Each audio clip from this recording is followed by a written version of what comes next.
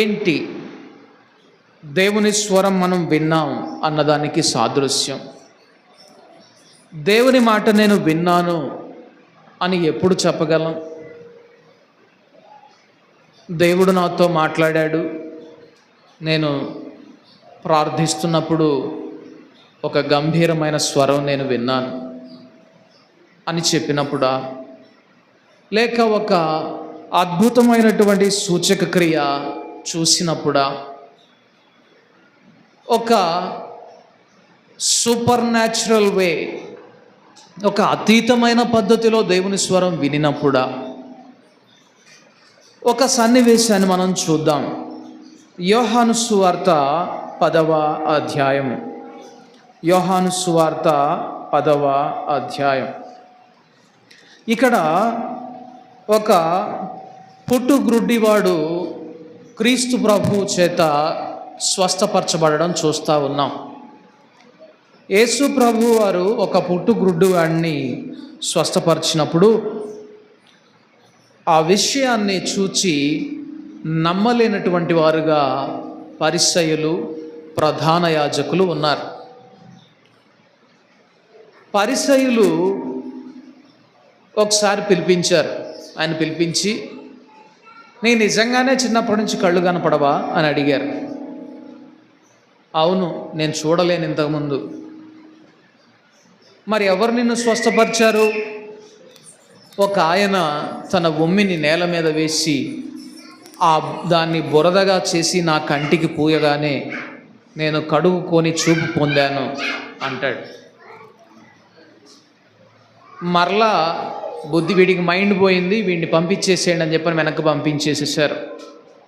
మరలా పిలిపించారు, డౌట్ వచ్చింది. వాళ్ళ తల్లిదండ్రులను పిలిపించారు, ఆయన తల్లిదండ్రులను పిలిపించినప్పుడు, మీ కుమారుడు నిజంగానే దృష్టి లేనివాడా, గ్రుడ్డివాడా అని అడిగారు. అయ్యా, వాడు పుట్టుకతో గ్రుడ్డివాడన్న మాట వాస్తవమే. అయితే వాడు ఇప్పుడు ఎలాగా దృష్టి పొందాడో మాకు తెలియదు. వాడు వయసు వచ్చిన వాడు గనక వాడినే మీరు అడిగి తెలుసుకోండి అన్నారు తల్లిదండ్రులు. ఎందుకంటే ఎవరైనా క్రీస్తును ప్రభు అని ఒప్పుకుంటే, జాగ్రత్తగా వినండి,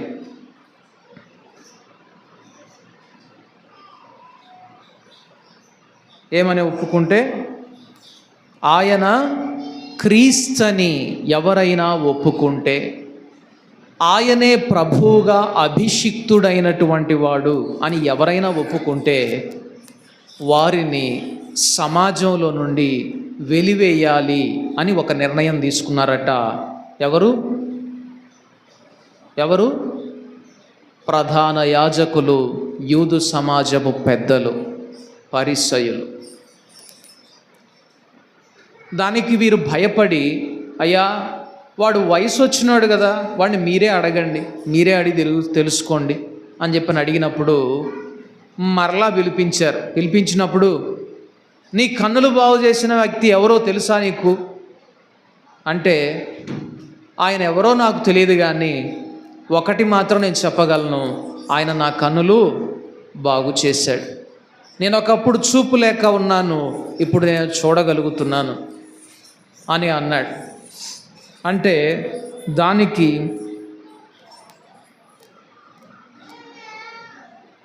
దేవుని మహిమపరచుము, ఈ మనుష్యుడు పాపి అని మేము ఎరుగుదుమని వానితో చెప్పగా, వాడు పిలిపించారు. పిలిచి ఏమన్నా, దేవుణ్ణి మహిమపరచువయ్యా, నువ్వు ఈ మనిషిని మహిమపరుస్తున్నావేంది? ఈ మనిషి ఒక పాపి అని చెప్తా ఉన్నారు. ఎవరిని గురించి చెప్తా ఉన్నారు? పరిసయ్యులు యేసు ప్రభువుని గురించి అంటున్న మాట. ఈ మనిషి ఒక పాపి, ఆ విషయం మాకు తెలుసు. చూడండి ఎంత చక్కగా, ఈ మనుష్యుడు పాపి అని మేమెరుగుదుము. అబ్బో, యేసయ్య పాపి అని వారు ఎరుగుదురట. దేవుని మహిమపరచుమని వానితో వాడు ఆయన పాపియో కాడో నేనెరుగను, ఒక్కటి మాత్రము నేను ఎరుగుదును, నేను గ్రుడ్డివాడనయ్యుండి ఇప్పుడు చూచుచున్నాను. గ్రుడ్డివాడనయ్యుండి ఇప్పుడు అందుకు వారు, ఆయన నీకేమి చేసెను నీ కన్నులు ఏలాగు తెరచినని మరలా వానిని అడుగగా వాడు, ఇందాక మీతో చెప్పి తిని గాని మీరు వినకపోతిరి, మీరెందుకు మరలా వినగోరుచున్నారు? మీరు ఆయన శిష్యులగుటకు కోరుచున్నారా ఏమి అని వారితో అనెను. ఏమన్నాడు? ఇందాక ఒకసారి చెప్పాగా, మళ్ళా అడుగుతున్నారు అంటే మీరు కూడా ఆయన శిష్యులు అవ్వాలని కోరుకుంటున్నారా ఏంది అన్నాడు. బాగా కౌంటర్ వేసాడు కదా. దేవుడిచ్చిన జ్ఞానం అలాగే ఉంటుంది. అనేటప్పటికీ వీరికి కోపం వచ్చేసింది. అందుకు వారు, నువ్వే వాని శిష్యుడో, మేము మోషే శిష్యులం, దేవుడు మోషేతో మాటలాడినని ఎరుగుదుము గాని వీడెక్కడ నుండి వచ్చెనో ఎరుగమని చెప్పి వానిని దూషించిరి. ఏంటంట? నువ్వే ఆయన శిష్యుడవు, మేము మోషే శిష్యులం, దేవుడు మోషేతో మాట్లాడాడు, దేవుడు మోషేతో మాట్లాడనని మేమెరుగుదుము అంటున్నారు. ఇంతకీ దేవుడు మోషేతో మాట్లాడినట్లుగా వీళ్ళకి ఎలా తెలుసు? యేసుతో దేవుడు, తండ్రి అయినటువంటి దేవుడు మాట్లాడలేదనే విషయం వీళ్ళకెట్టా తెలుసు? గమనించండి ప్రియ సహోదరులారా, మన ఆత్మీయ దృష్టి మీద ఆధారపడి ఉంటుంది ఇదంతా. ఇప్పుడు ఒకసారి మనం హెబ్రీలకు రాసిన పత్రిక వెళ్దాం. హెబ్రీలకు రాసిన పత్రిక 12వ అధ్యాయం. ఎందుకు పరిసయ్యులు ఆ మాట అనగలిగారంటే, మోషేతో దేవుడు మాట్లాడినప్పుడు వీరు విన్నారు, వీరి పితరులు విన్నారు, ఆ స్వరం విన్నారు. అప్పుడు వారి అనుభవం ఎలాగున్నది చూడండి. హెబ్రీలకు రాసినటువంటి పత్రిక 12వ అధ్యాయం 21వ వచనం చూస్తే, మరియు ఆ దర్శనం ఎంతో భయంకరముగా ఉన్నందున 20వ వచనం నుంచి చదువుకుందాం. బోరధ్వనికిని మాటల ధ్వనికిని మీరు వచ్చి ఒక్క జంతువు అయినను ఆ కొండను తాకిన ఎడల రాళ్లతో కొట్టబడవలెనని ఆజ్ఞాపించిన మాటకు వారు తాళలేక ఆ ధ్వని వినిన వారు మరి ఏ మాటయు తమతో చెప్పవలదని బతిమాలు కొనిరి. దేవుడు ఆ పర్వతం మీదకి వచ్చి మోషేతో మాట్లాడుతూ, ఇశ్రాయేలీల సమాజమును పోగుచేయి, నేను వారితో మాట్లాడతాను అన్నప్పుడు అక్కడ వాతావరణం ఎలాగున్నది అంటే, మండుచున్నట్టి కొండ, అగ్ని, కారు మేఘము, గాఢాంధకారము, తుఫాను, బోరధ్వని. అక్కడ అలా ఉంది సిచ్యువేషన్. ఎట్లుంది? కొండ మండుచూ ఉన్నది, అగ్ని చెలరేగిపోతూ ఉన్నది, మేఘాలు గమ్మేసినాయి, తుఫాను ఉన్నది, గాఢాంధకారం ఉన్నది, బోరధ్వనిలాగా దేవుని మాట వినబడతా ఉంది. దానికి వాళ్ళకు వణుకు పుట్టింది. వణుకు పుట్టి, మేం వినలేము మోషే, నువ్వే వెళ్ళి మాట్లాడి తెలుసుకొని వచ్చి మాతో ఒక మాట నువ్వే చెప్పు, మేము ఆయన స్వరాన్ని వినలేము అన్నారు ఇశ్రాయేలీలు. అదే విషయాన్ని జ్ఞాపకం చేసుకుంటున్నారు పరిసయ్యులు. మోషేతో దేవుడు మాట్లాడాడని మేము ఎరుగుదాం, కానీ ఈయనతో దేవుడు మాట్లాడాడన్న విషయం మాకెలా తెలుసు?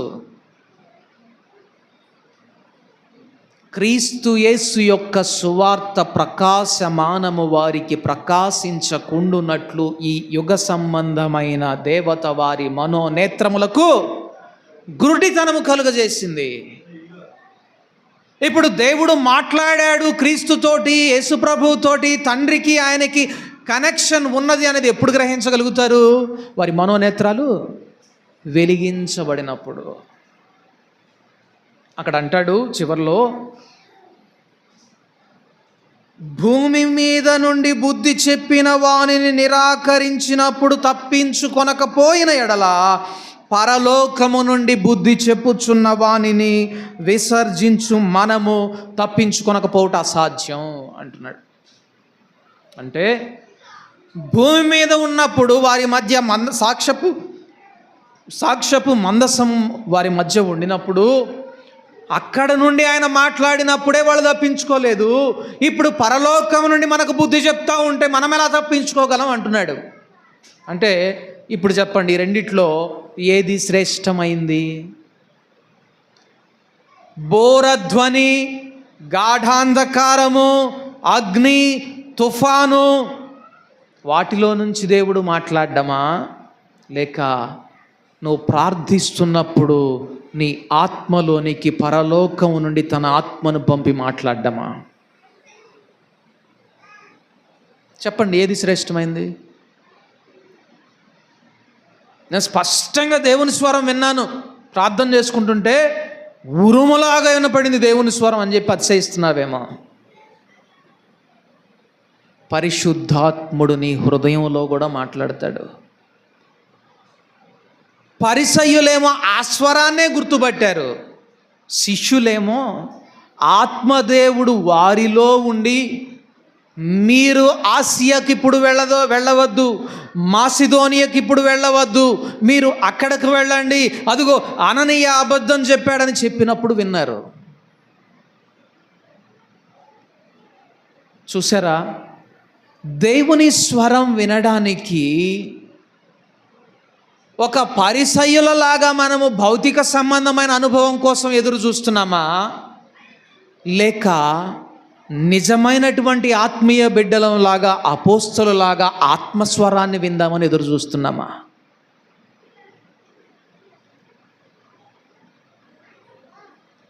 ఎవరిలో ఇటువంటి స్వభావం ఉంటుంది? దేవుని ఆత్మస్వరాన్ని నేను నా హృదయంలో వినగలగాలి. కొంతమంది చెప్తుంటారు, అన్న నువ్వు చెప్పే ప్రసంగం ఆనదు కానీ నువ్వు చస్తావు, నువ్వు నాశనం అయిపోతావు అని గద్దించే వాక్యం అయితే బాగుంటుందన్నా అంటారు. చూడండి, అది ఎటువంటి స్థితిలో ఉండిన వారికి?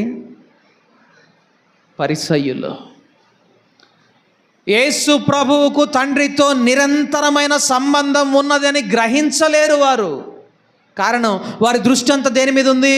కొండ మీద, కాలే అగ్ని మీద, బోరధ్వని మీద, వాటి మీదే. మెల్లని దేవుని స్వరము, నీ చెవిలోనే మాట్లాడే దేవుని స్వరం, నీ హృదయంలో హెచ్చరించే దేవుని స్వరానికి ప్రతిస్పందించేటటువంటి ఆత్మీయమైన ఉన్నత స్థాయికి ఎప్పుడు ఎదుగుతావు?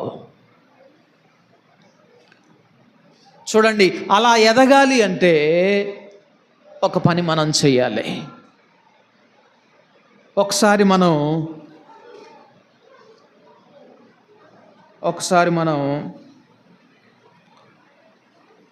నిర్గమకాండము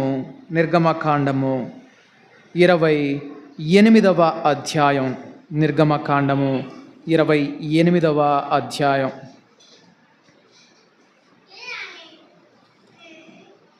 36వ వచనం నుండి చూద్దాం.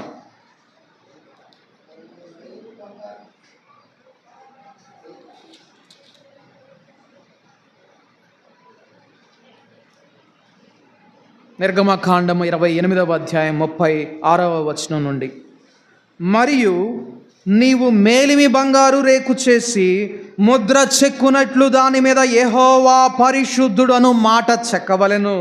అది పాగా మీద ఉండునట్లు నీలి సూత్రముతో దాన్ని కట్టవలెను. అది పాగా ముందటి వైపున ఉండవలెను. తమ పరిశుద్ధమైన అర్పణలన్నిటిలో ఇశ్రాయేలు ప్రతిష్ఠించు పరిశుద్ధమైన వాటికి తగులు దోషములను అహరోను భరించునట్లు అది అహరోను నొసట ఉండవలెను. చూడండి, అహరోనుకు ఒక బంగారు తలపాగా చేయమని దేవుడు అక్కడ ఆజ్ఞాపిస్తూ ఉన్నాడు. ఆ బంగారు తలపాగా మీద, ఆ బంగారు రేకు మీద ఏమని వ్రాయమని అంటున్నాడు? యెహోవా పరిశుద్ధుడు అని రాయమంటున్నాడు. దాన్ని అహరోను తల మీద పెట్టుకున్నప్పుడు ఇక్కడ ఒక ప్రాముఖ్యమైన విషయాన్ని దేవుడు చెప్తా ఉన్నాడు. ఇశ్రాయేలీయులు అర్పించు పరిశుద్ధమైన అర్పణలన్నిటిలో, ఏ అర్పణలు చెప్పండి? పరిశుద్ధమైన అర్పణ. ఇప్పుడు ఒక ప్రశ్న, పరిశుద్ధమైన అర్పణకు దోషం ఏమైనా ఉంటుందా? దోషం ఉంటుంది పరిశుద్ధమైన అర్పణ ఎందుకైంది? కాదు కదా. ఇశ్రాయేలీలు అర్పించే పరిశుద్ధమైన అర్పణలలో ఇశ్రాయేలీయులు ప్రతిష్ఠించు పరిశుద్ధమైన వాటికి తగులు దోషములను. ఏంది? పరిశుద్ధమైన అర్పణే అర్పిస్తున్నారు. వాళ్ళు అర్పించే ఆ పరిశుద్ధమైన అర్పణలలో ఇశ్రాయేలీయులు ప్రతిష్ఠించే పరిశుద్ధమైన వాటికి తగిలే దోషం అట.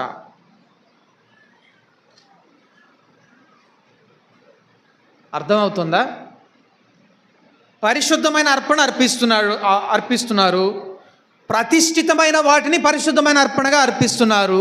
ఆ ప్రతిష్ఠితమైనటువంటి పరిశుద్ధమైనటువంటి వాటికి దోషం తగులుతుందట. ఆ దోషాలను ఎవరు భరించాలి? అహరోను భరించాలి. అహరోను భరించాలి.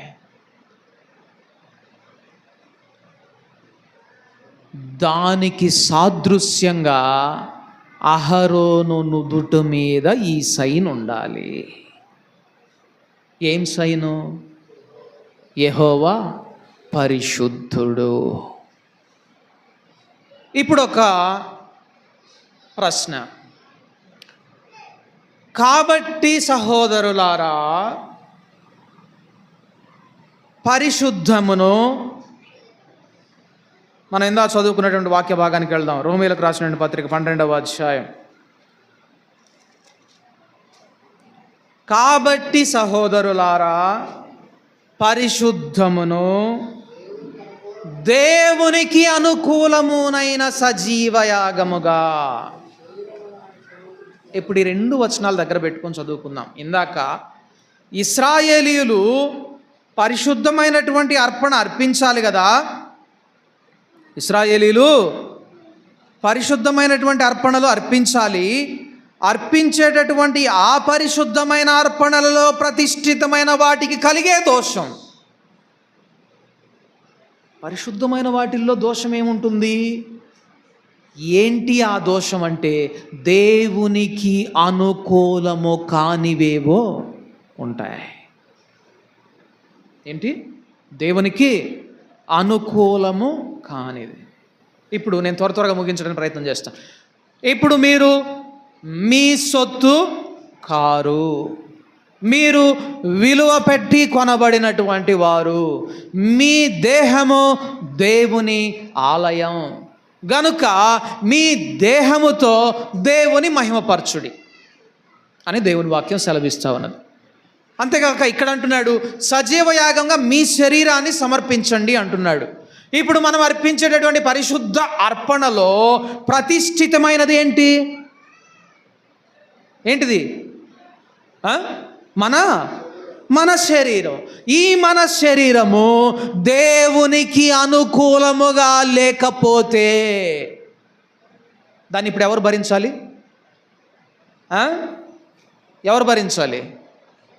పాత నిబంధనలో యాజకుడు అహరోను భరిస్తాడు.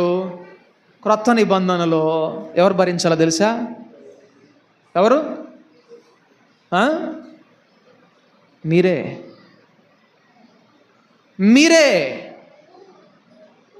ఒకని భారమును ఒకడు భరించుచు క్రీస్తు నియమమును మీలో సంపూర్తి చేయుడి. ఏం చేయాలి?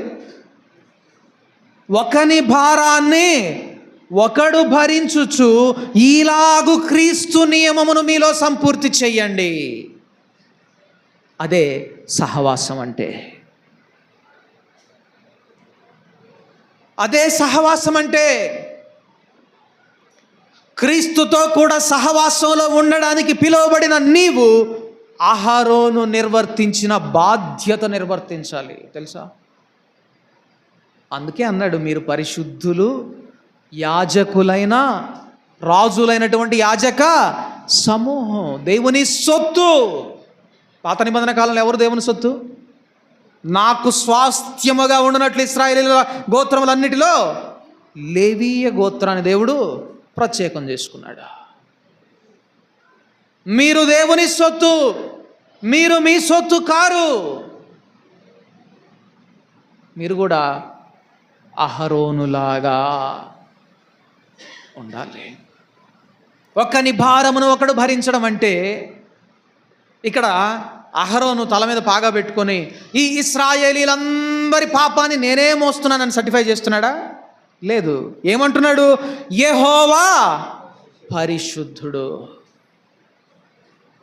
ఒకని భారమును ఒకడు భరించుచు మన దేవుడు పరిశుద్ధుడు అని నీవు నిరూపించడమే నువ్వు సహవాసాన్ని స్థాపించడం. నీ ఘనత కొరకు కాదు, నువ్వేదో సంఘ భారాన్ని మోస్తున్నావు అన్న పేరు కోసం కాదు, ఆయన పరిశుద్ధుడని చూపించడం కోసం.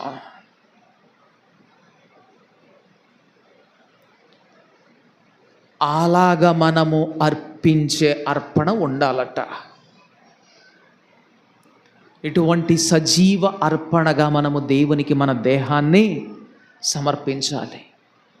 ఈ పరిశుద్ధమైన అర్పణలో దేవునికి అనుకూలము కానిది ఏంటి? ఒకని భారమును ఒకడు భరించకుండా ఎవరి చొక్కా వాడు దులుపుకొని పోవడమే. అది దేవునికి అనుకూలం కాదు. అందుకే ఒక సహోదరి నిమిత్తం ఇంకొక సహోదరి, ఒక సహోదరి నిమిత్తం ఇంకొక సహోదరుడు ప్రార్థించాలి, భారం భరించాలి. భారం భరించడం అంటే ఏంటి? ఈ పోరాటంలో, ఈ పందెపు రంగంలో పరిశుద్ధులతో మనమందరం కలిసి, సహోదరులతో మనమందరం కలిసి ముందుకు పరుగెత్తడం అంటే ఏంటి? ఓపికతో పరుగెత్తడం అంటే ఏంటి?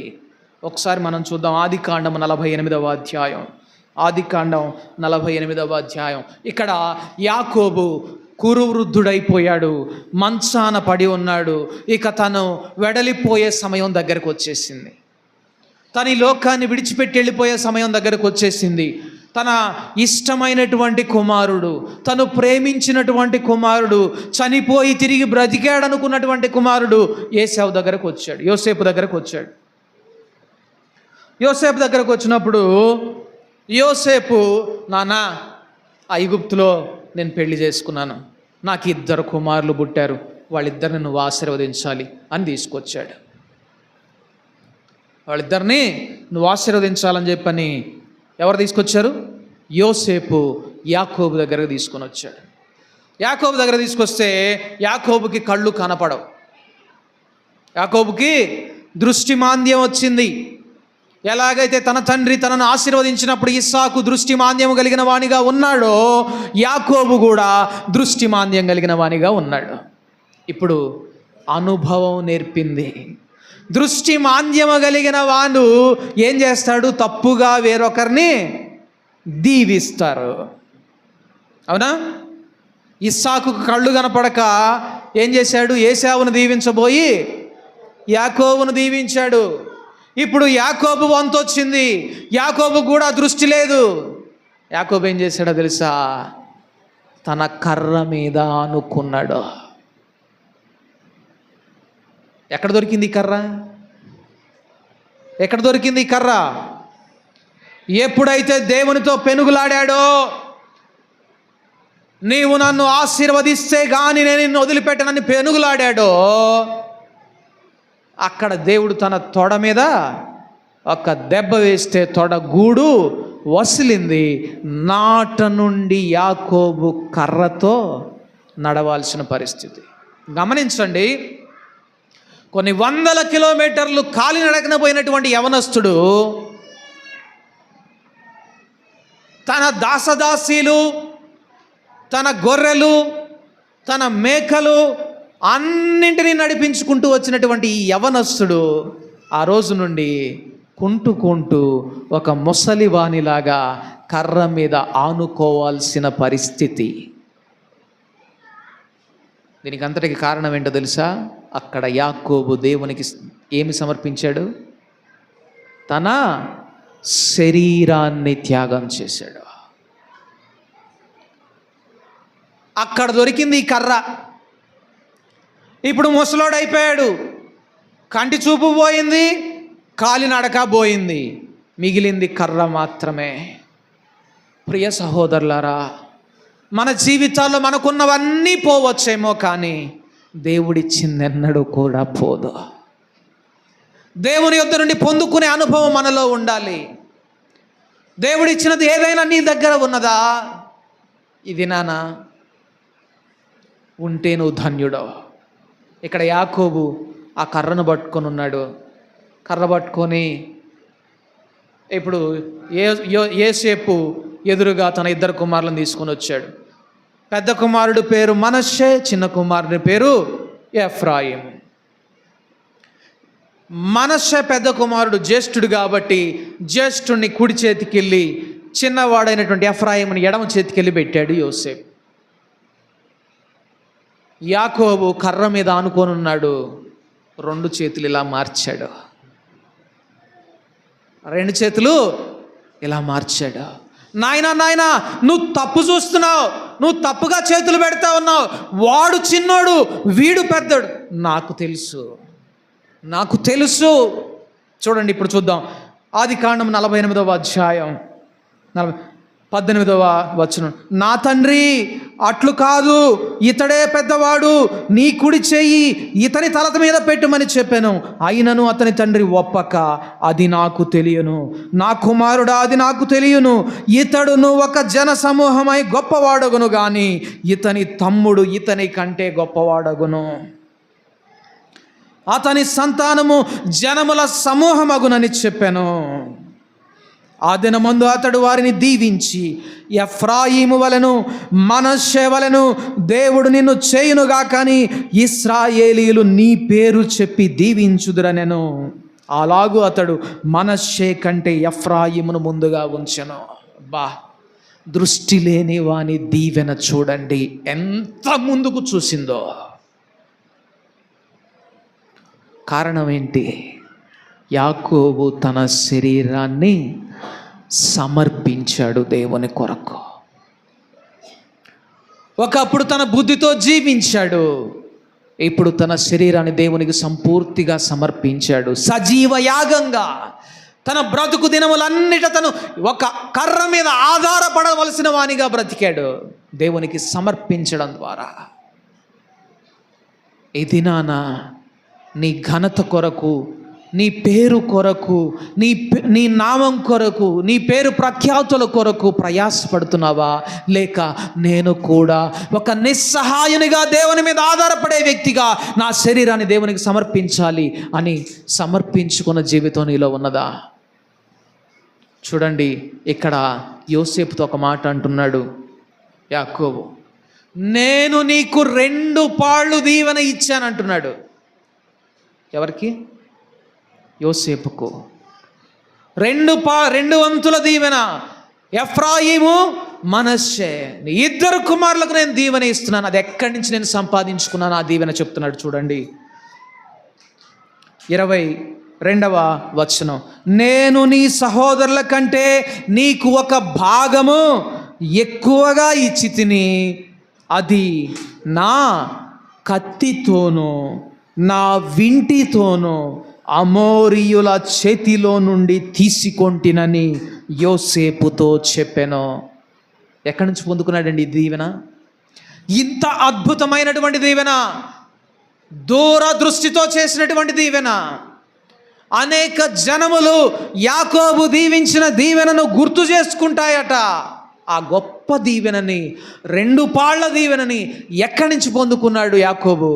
తన కత్తితోనూ తన వింటితోనూ.